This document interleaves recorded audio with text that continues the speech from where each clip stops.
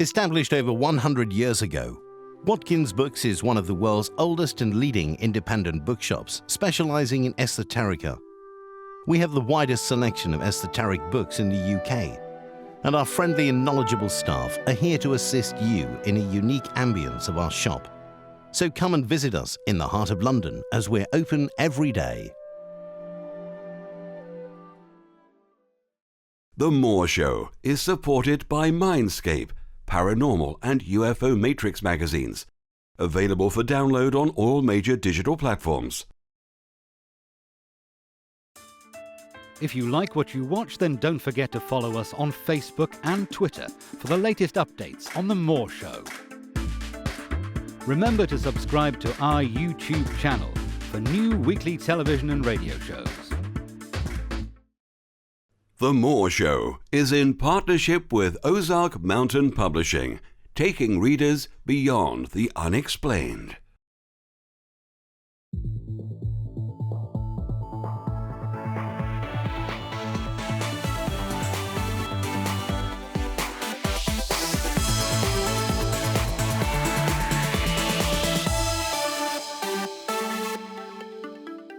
The comments and views expressed on The More Show are those of the people that make them and do not necessarily reflect the view of Kevin Moore, The More Show, or this radio station and its affiliate or sponsors. This show is for entertainment purposes only. Broadcasting from the UK and across the world online, you're now listening to the UK's only alternative late-night talk show, and I'm Kevin Moore. For the next hour, I'll be covering subjects that will open up your mind and provide you with information you may have never heard before. On today's show, I'm joined by Robert Schwartz. Now, in 2003, Robert had a personal reading with a medium and was astonished to speak with non-physical beings through the medium. They told him that he had planned many of his most difficult experiences before he was born.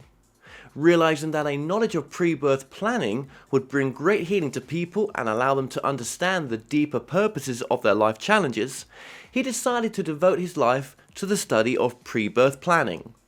The extraordinary insights that have emerged from his work speak to our heartfelt universal yearning to know. Robert Schwartz, welcome to the show. Thank you, Kevin. It's my pleasure to be here today. Now, Robert, in May of 2003, you were working as a communications consultant in a marketing company. What shifted from doing that last job to the path that you're on now? Well, things did develop very quickly. The time period you referred to, this was back in mid-2003, I was self-employed as a marketing and communications consultant, basically doing different forms of corporate writing. And I found this work to be quite unfulfilling. I used to tell people at the time, I had the feeling that if I were to fall off the face of the earth, none of my clients would even know that I were gone. They would just plug somebody else into my role and carry right along. But Kevin, I also had the distinct sense that there was a higher calling or a higher purpose to my life. And so, I come from a very conventional background. I tried conventional methods to figure out what this higher calling might be.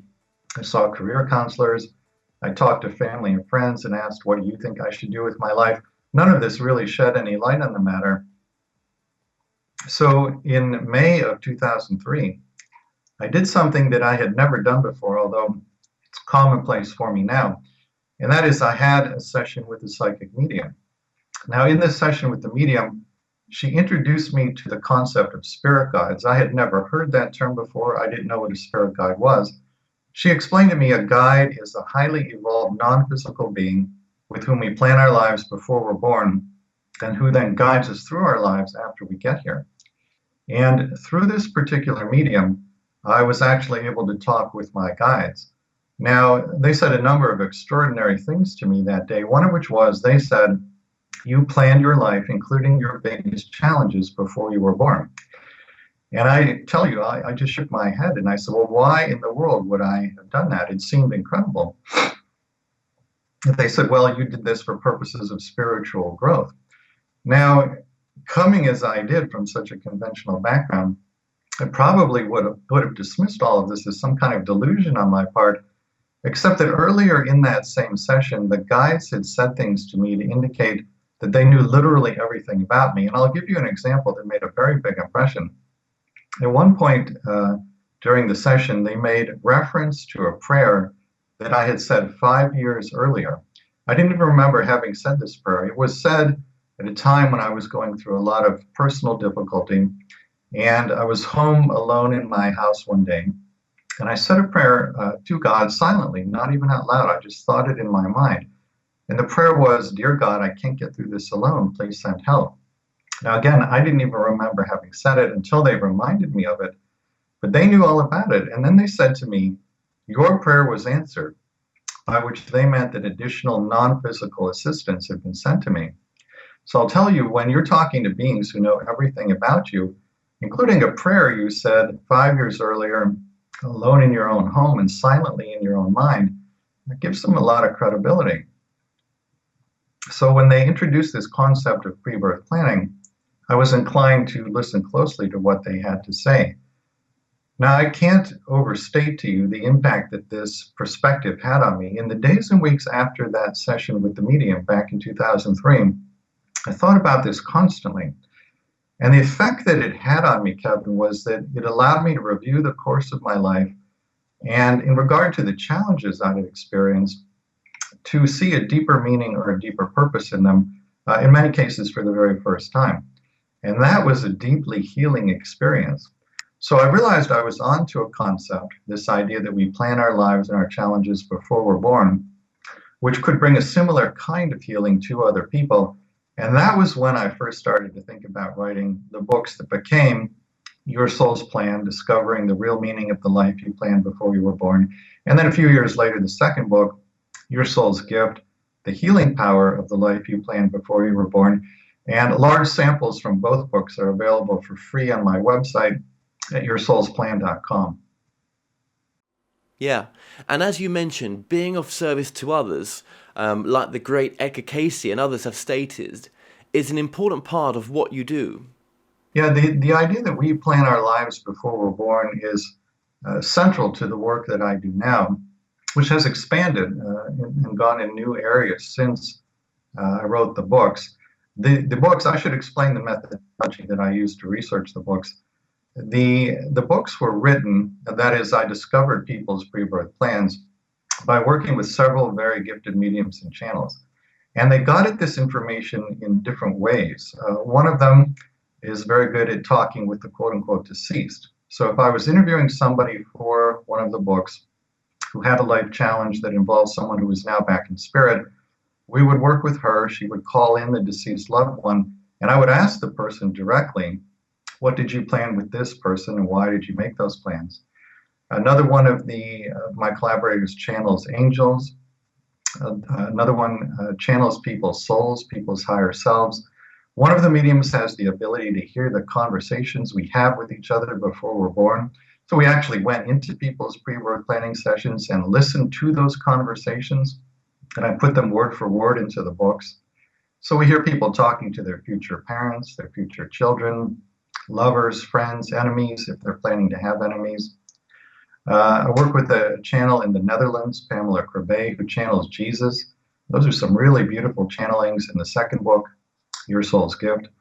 And then the last collaborator is a woman who channels an enlightened being who uses the name Aaron. He attained enlightenment in his last lifetime on Earth. He has access to the Akashic record, and so he can go into people's pre-birth plans in the Akashic record and tell them exactly what they planned before they were born and why. So the methodology that I used for the books is that I would interview someone about a common challenge, things like death of a loved one, physical illness, accidents, drug addiction, alcoholism, poverty, adoption, sexual challenges, pretty much any major kind of challenge you can think of.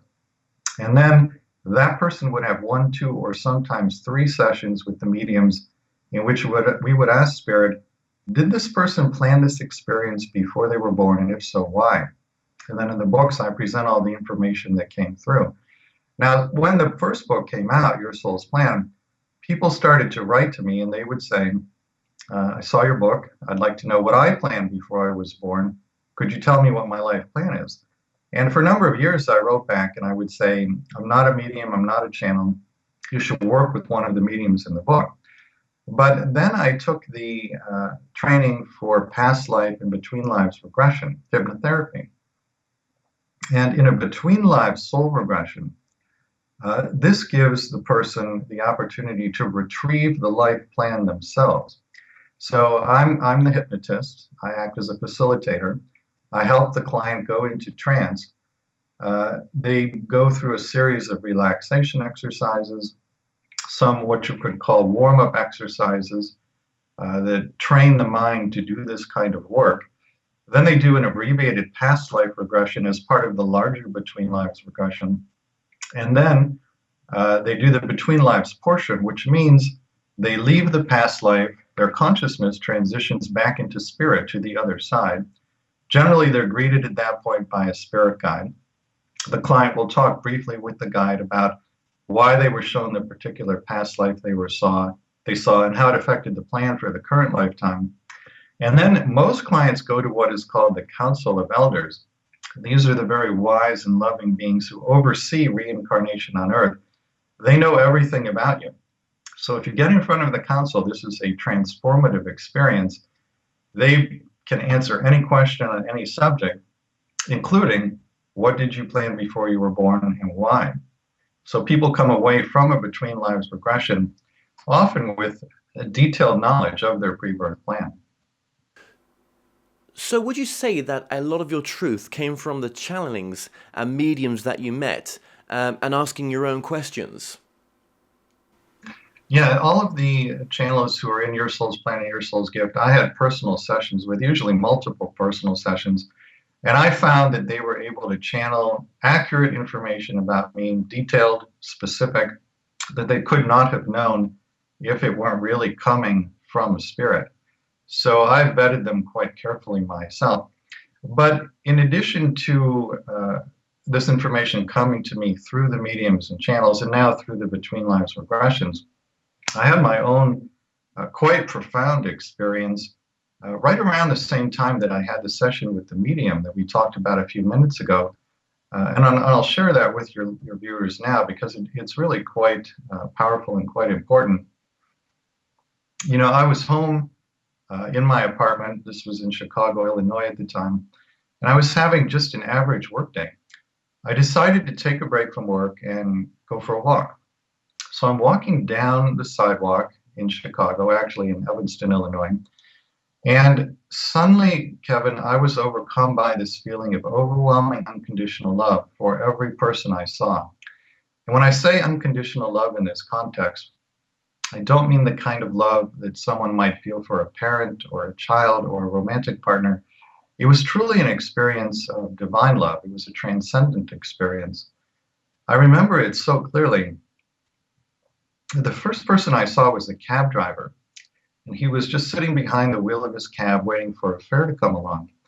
And I looked at this man who was a total stranger to me and felt this pure, overwhelming, unconditional love for him. And then I looked up and I saw a man's barber shop on the street corner. I looked through the windows of the barber shop and I saw the barber cutting a client's hair. And again, as I looked at these two men, total strangers to me, there was that feeling of pure unconditional love for them. And then I looked around and I saw a young woman, a mother, pushing an infant in a stroller down the sidewalk. And as I looked at her and her child, again, there was this feeling of pure, overwhelming, unconditional love. Everywhere I looked, every time I saw another person, that feeling was present. Now, I had never experienced anything like this before. I'd never even heard of anything like this before. But I understood intuitively and immediately what was happening, which was I was in some kind of enhanced communion with my own soul. So it's as though my soul were saying to me, this love is who you really are. This is your true nature. I didn't understand at the time why it was happening. I only knew what it was. But I found out the why later, and here's the why. When I went on to write my first book, Your Soul's Plan, I started going into people's pre-birth planning sessions and discovering their life blueprints. Every life plan that I looked at, without exception, was based on a great wisdom and unconditional love. This was true no matter how great the challenges that were being planned. It was true even when the person was talking with another soul who was going to play a quote-unquote negative role. Always the plan was based on unconditional love for both self and all others. If I had not had that experience of my own soul as unconditional love as I walked down the street that day, I would still have found the same results in my research. But I think, Kevin, there would always have been this little voice at the back of my head saying, how do you know that this is true? How do you know that the life plan is always based on unconditional love? Well, I know it's true because that was my experience that day. I experienced myself, my own soul, as pure unconditional love. And this is why I can say to your viewers today that I believe with complete confidence and complete certainty that our life plans are based on unconditional love, and our true nature as eternal souls is unconditional love, because that was my experience walking down the sidewalk that day. Absolutely. And, that was your truth as well, and no one can take that away from you. And probably a very needed experience it was, just to give you that final missing bit as well, like you said. Okay, now, this pre-birth planning, in a sense, I mean, it's fascinating stuff. So we can look at, for example, why we have physical illnesses, why people incarnate as, with addictions, for example. Accidents. I suppose there's no accidents. Let's just look at a few of the major key influences in the sense of what we can take away from the way we're living our life now, in a sense, and sort of applying that to pre-birth planning. Well, Kevin, one of the most dramatic stories, perhaps the most dramatic story in either book, is in the first book, Your Soul's Plan. It's in the chapter on the pre-birth planning of accidents, which are not really accidents. And there are two stories in that chapter. One of them is the story of a woman who's now in her 60s. Her name is Christina. The story takes place many years ago when she was in her early 20s. She was employed as an administrative assistant at a college in Southern California. And one of Christina's daily duties in that job was to pick up her boss's mail. The mailboxes were located in the basement of the building in which Christina worked. So on one particular day, just as she had done many, many times before, Christina descended those stairs to the basement mailboxes. But on this particular day, unbeknownst to Christina, someone had planted a pipe bomb in her boss's mailbox. When she inserted her hand to pick up the mail, the pipe bomb detonated. And the force from this explosion was so great that it actually picked Christina up off the ground and threw her 10 feet backwards against a concrete wall. There were 6-foot splinters of wood that were shot like arrows out of a bow into the wall around her. 2 fingers were severed, both eardrums were ruptured, and flames from the explosion scorched Christina's body from head to toe. When she got to the hospital, doctors actually had to hold magnets over her eyeballs in order to extract the shrapnel from the pipe. So we're talking here, as you can see, about a level of suffering that is almost unimaginable to the average person. Now, Christina's recovery took 2 years and 10 reconstructive surgeries. At one point during that 2-year period, she was lying in her hospital bed in a tremendous amount of pain, when suddenly she heard a voice inside her head, a voice that was not her own. It turns out that the force from this explosion, in addition to doing a lot of damage to her body, had also opened up her psychic gifts. Christina had become clairaudient. And the voice she heard that day as she lay in her hospital bed in so much pain was one of her spirit guide. And the guide said to her, "You planned this." And of course, Christina said, "Why?" Not an unreasonable question. And then the guide told her, here's what he said. He said, "You wanted, before you were born, to have a lifetime as a gifted healer. And you knew pre-birth that if you could heal yourself from the devastating effects of this bomb explosion, you would then be able to take all of that wisdom and knowledge about healing and turn it outward in service to others. This theme of service to others, by the way, this was a component of literally every pre-birth planning session I looked at. It was one of the 5 main reasons I found for the pre-birth planning of life challenges. In any case, this is exactly what happened.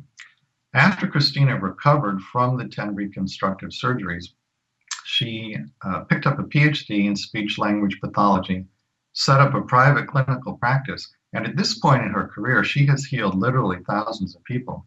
She actually has the ability to go into a client's brain energetically, by which I mean non-invasively, and restore language processing capability in people who have lost that due to stroke or accident.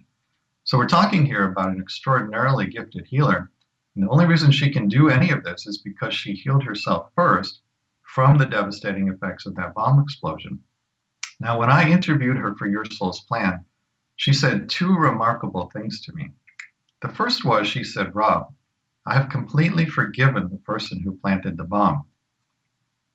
Now, given the level of suffering she went through, that in and of itself is a quite extraordinary thing.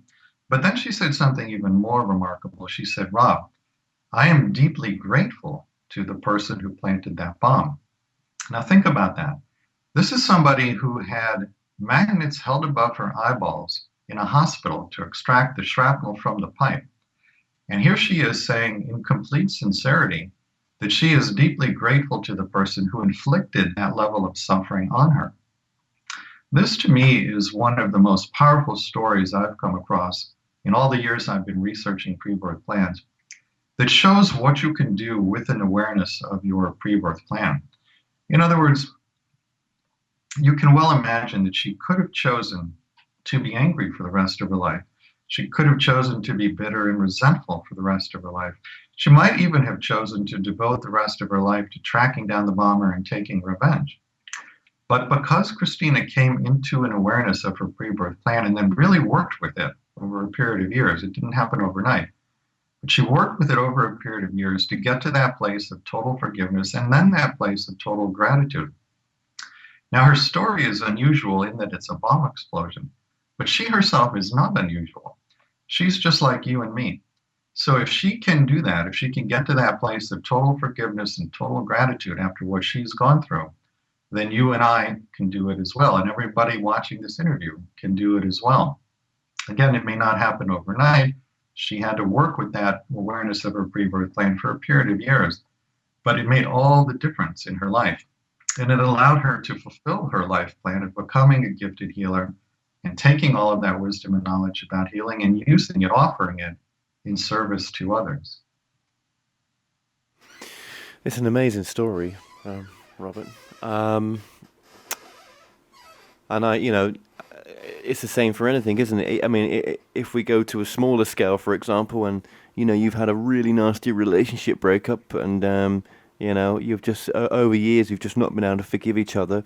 Maybe when you cross over, you could probably find out now, you don't have to wait to cross over, but maybe there's a life plan behind that actually where you go to when you've passed on, in a sense, everything's perfect. There is no conflict. You both agree to do this, but on this level, it's difficult to see that sometimes, unless they, can work with someone like yourself to find that pre-birth planning, in a sense. Do you find people that come to you are struggling in a sense that they've reached the end almost? There's a subset of people who meet that description. I would say the average client does not feel that they are in circumstances quite that dire, but they are facing a major challenge. Could be almost anything. And they would like to understand. Their question is, what is the deeper meaning or deeper purpose of this challenge? And if they're familiar with the idea of pre-birth planning, they're asking, did I really plan this very difficult experience before I was born? And what was I thinking? Was I out of my mind? Why would I have planned something that is this difficult? So again, we answer this question in a between lives regression. It doesn't require going through a medium or a channel. the client goes into trance themselves. Part of their consciousness stays in body, stays in the room where we are, or if we're doing it remotely, stays in their bedroom or wherever they're doing the session from. But part of their consciousness goes back into spirit to the other side, so to speak, and goes before the Council of Elders. Again, the council knows everything about the person, so they can ask any question on any subject. Doesn't necessarily mean that every question will be answered. Occasionally, the council declines to answer a question because it's actually for the person's higher good not to receive an answer. But the vast majority of questions are answered, including questions about the pre-birth plan. So let's say that somebody is facing a very difficult illness. They can ask, did I plan this before I was born? If the answer is yes, why did I plan it? The answer to that question could be almost anything. It could be related to a past life. It could be some form of service to others, as in Christina's story that I just shared. There are many, many reasons. But once they understand why they planned it, then it's no longer meaningless suffering. This understanding has the effect of pulling people out of victim consciousness. Victim consciousness is the single lowest frequency or lowest vibratory state of consciousness that anybody can be in. And it tends to be self-perpetuating because once you believe or feel that you are a victim, our beliefs create our reality. So if you believe that, you will magnetize to yourself other sorts of experiences that will seem to confirm to you that you are, in fact, a victim. But the purpose of the universe working like this is to call that false belief to your attention so that you can set about healing it. One very powerful way to heal that is to come into an awareness of the fact that you yourself planned your biggest challenges before you were born. It doesn't mean that you blame yourself. Blame is not part of the picture here. It's just a deeper understanding that allows you to see the deeper meaning. And that is just so powerful in terms of taking people out of victim consciousness. And then once you're no longer in that place of being a victim, then you can go about learning the planned lessons in a much more conscious and usually much easier manner.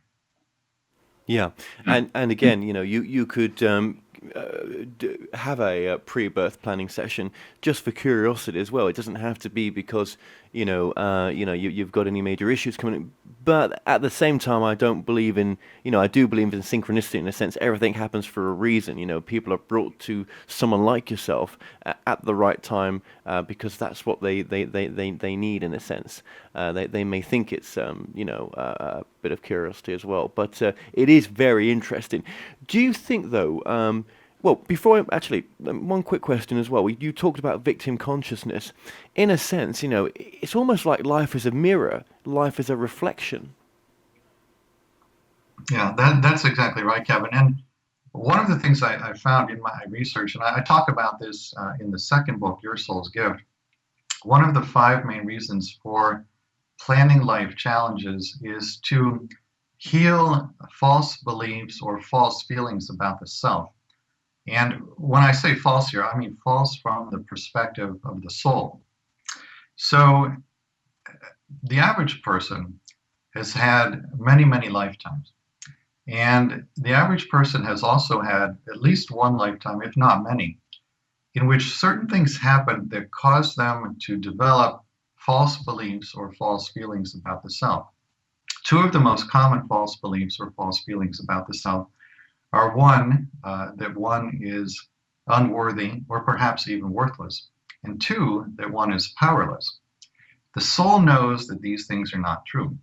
The soul knows that all beings are infinitely worthy, and the soul knows itself to be infinitely powerful, limitless.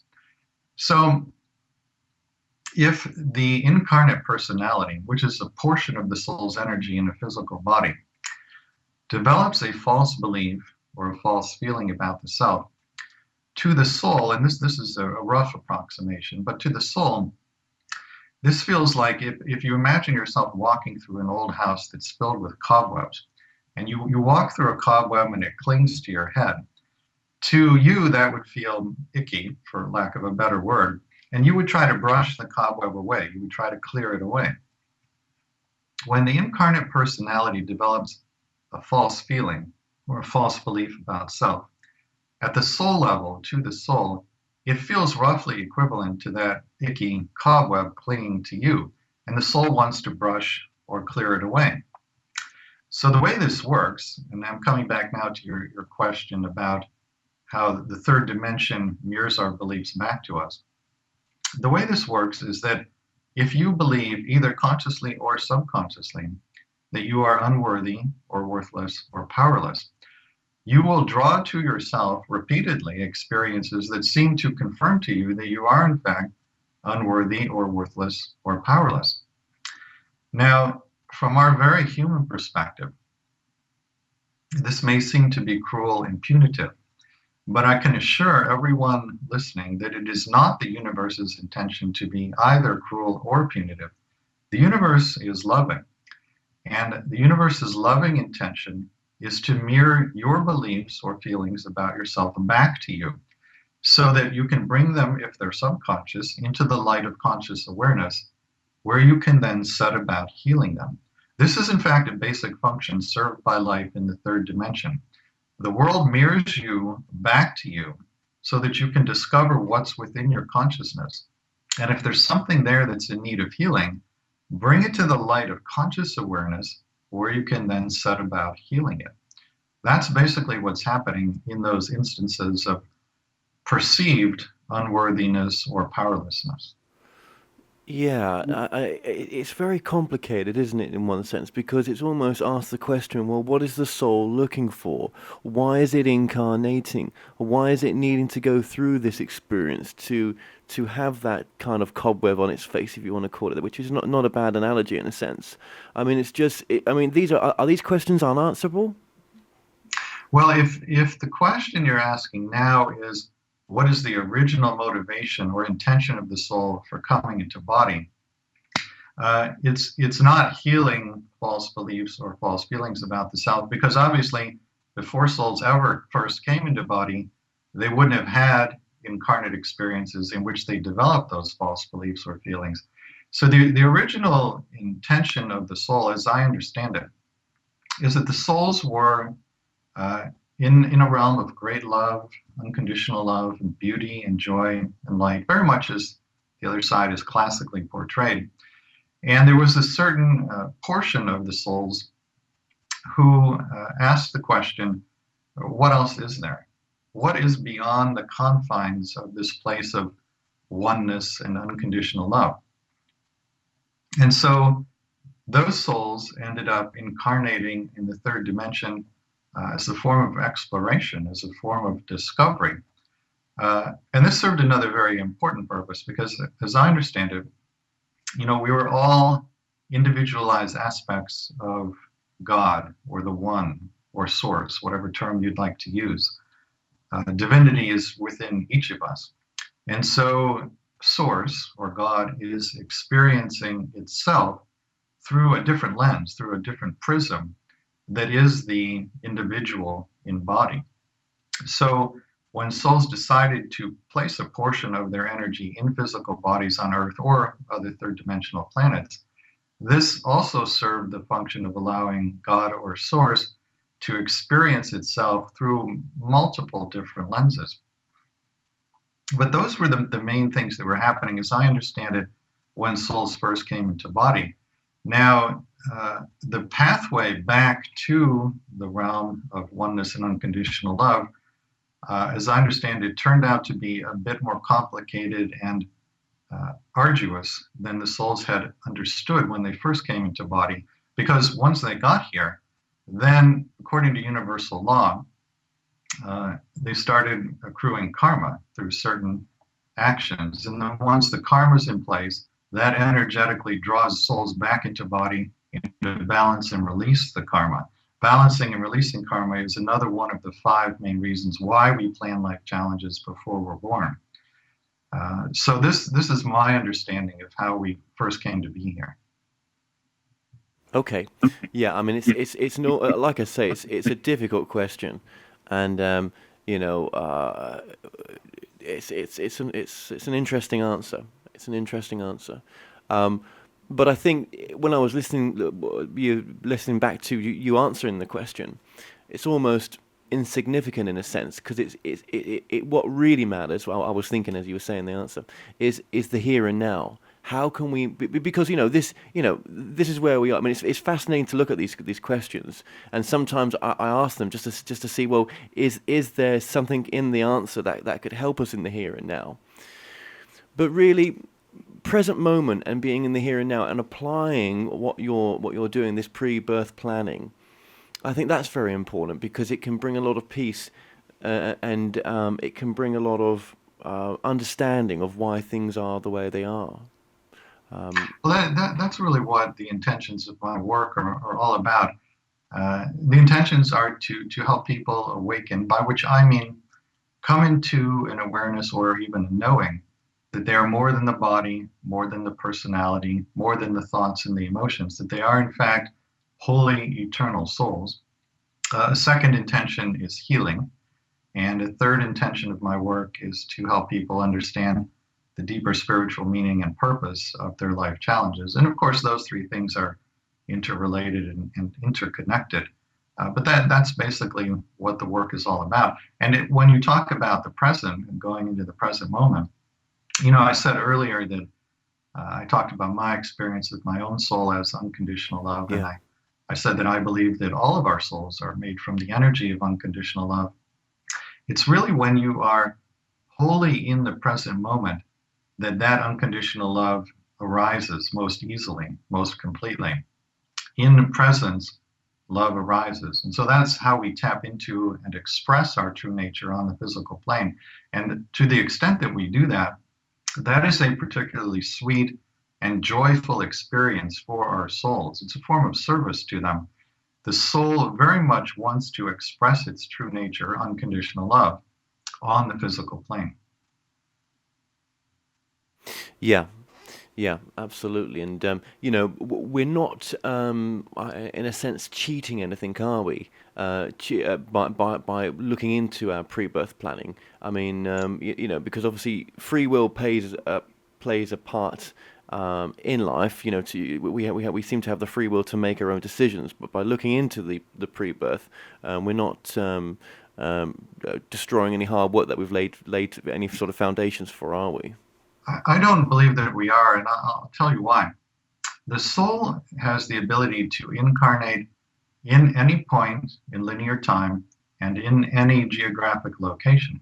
So when the soul is planning a lifetime, it's as though the soul has a big history book in front of it that covers the whole span of human incarnation. It has no beginning and no end.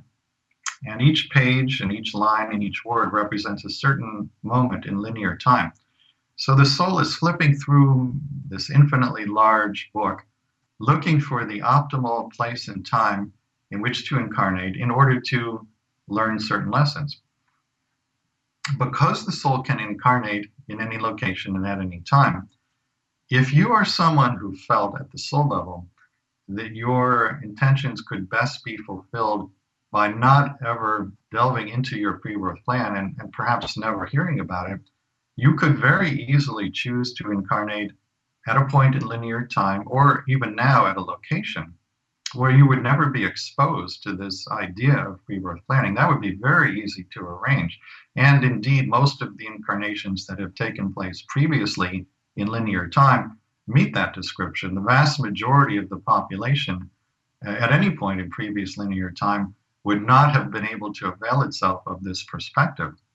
So you have that option. If you are choosing at the soul level to incarnate now in a place, in a time where you're going to hear about this, then you knew at the soul level that coming into this sort of awareness would best help you to learn whatever it is you came here to learn. I'll share an interesting story with you. When I was writing my first book, Your Soul's Plan, I considered interviewing for the book a person whom he had been driving drunk and he had killed another individual. And I wanted to ask the question, could this accident have been part of their pre-birth plan together? I never did interview him for the book, but what happened that was so interesting to me is that during the process of considering his story, I came into contact with a medium who I think is very wise and very gifted. And we got into a discussion about this very topic. And I asked her the question, I said, could you ask Spirit, the guides that we're talking to today, if I put this gentleman's story in the book, and if he then reads the book, finds the book, and recognizes that he's the person I'm writing about, would this in any way interfere with his pre-birth plan? And the response, the channeled response we received from the guides was no, because energetically he's only going to draw to himself what will best serve his own learning and evolution. So if he is at a point in his growth where this information best serves him and his soul, then he'll find the book if he's in it, and he'll recognize himself as one of the stories. But if he never comes across the book or finds it and doesn't recognize that it's his story, then that's the path that will best serve him. In other words, no matter what happens, it's going to be the case that only that which occurs will be what best serves his growth. So this made quite an impression on me. In my own belief now, having received that channeled response from Spirit, is that the only people who will come across my work and work with it in some way and actually utilize it are people who are best served by it. Someone whose pre-birth intentions are best fulfilled by not using this idea of pre-birth planning and not working with it in any way, either they will never hear about the work that I do, or if they do hear about it, it just won't resonate with them. They will say, well, that's rubbish, and they'll dismiss it and go on to something else. And all of that is fine, because again, whatever happens is going to be that which best serves the person's highest and greatest good.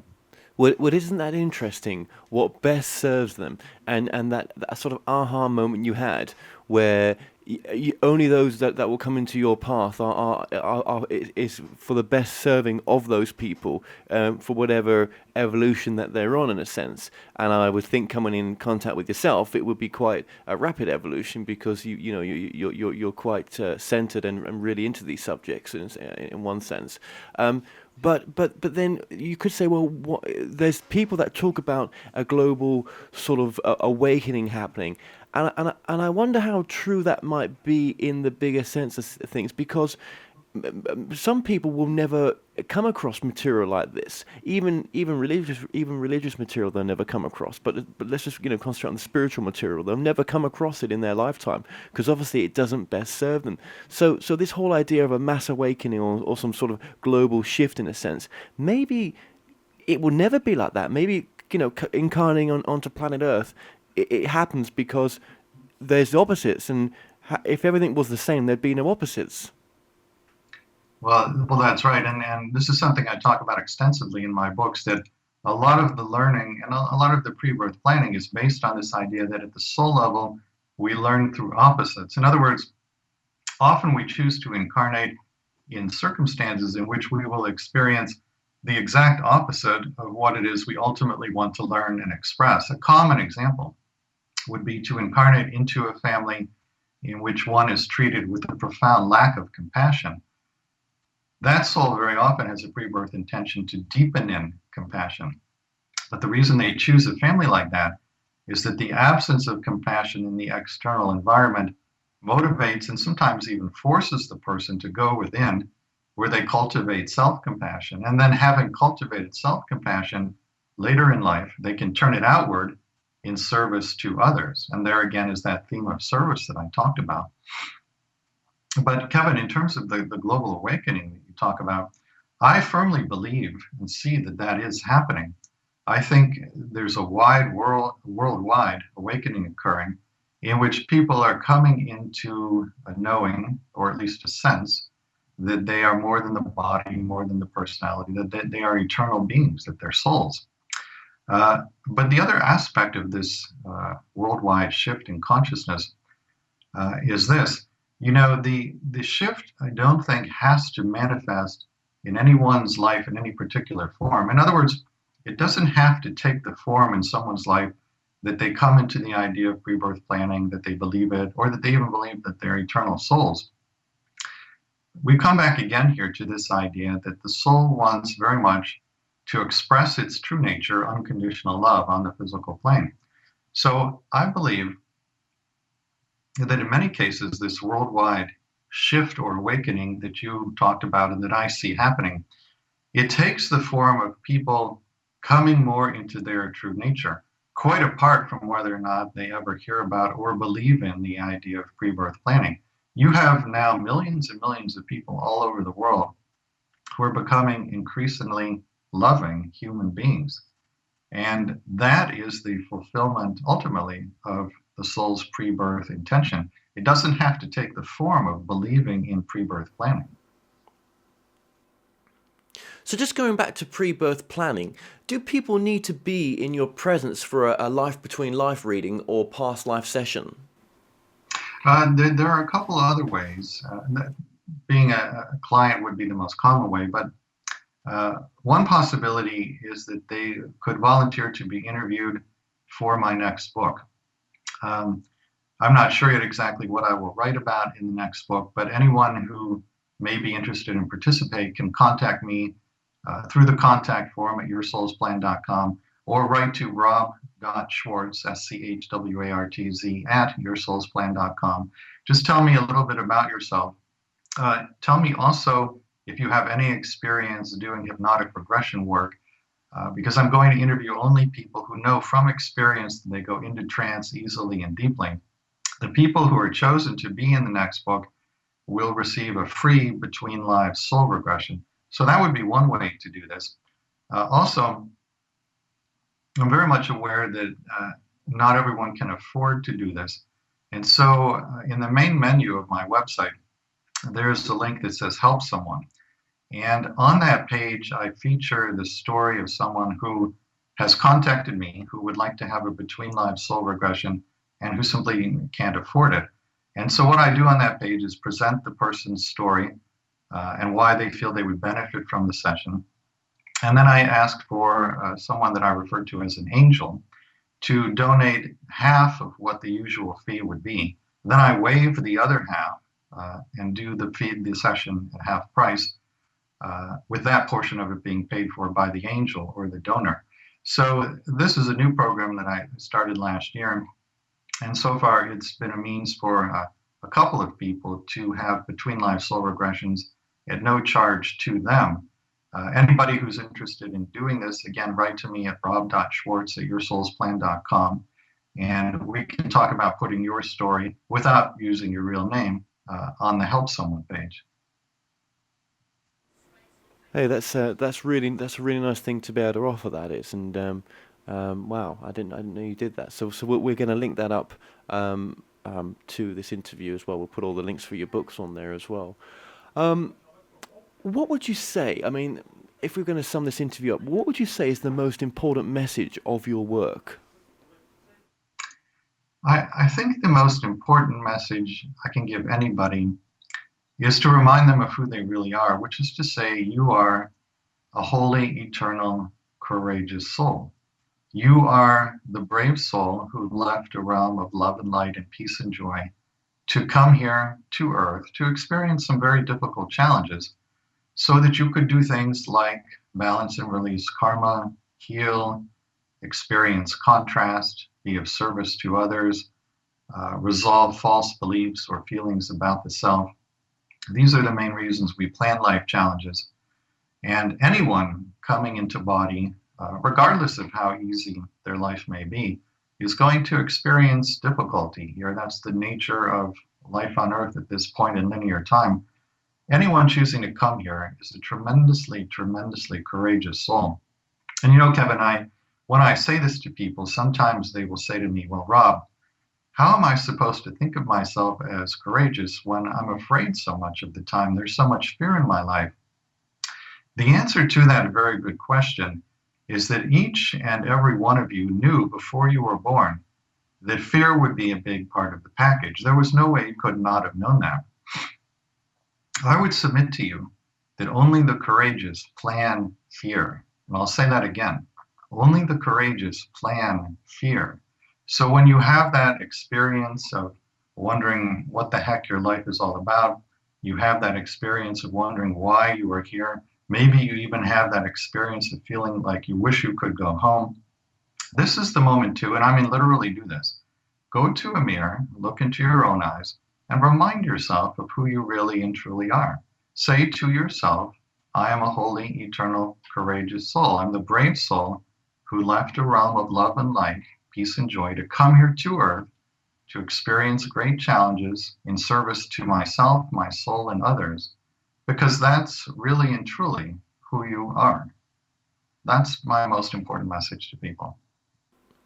And your website, Robert? yoursoulsplan.com. Well, Robert, thank you so much for joining us today.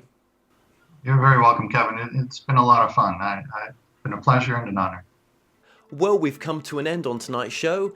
Don't forget that you can listen and watch all our past interviews on The More Show's official YouTube channel. Remember to subscribe to our YouTube channel for new daily shows. You may also find out more on all past and upcoming guests on the show via themoreshow.co.uk, and do like us on Facebook and Twitter for the latest updates. So until next time, be safe.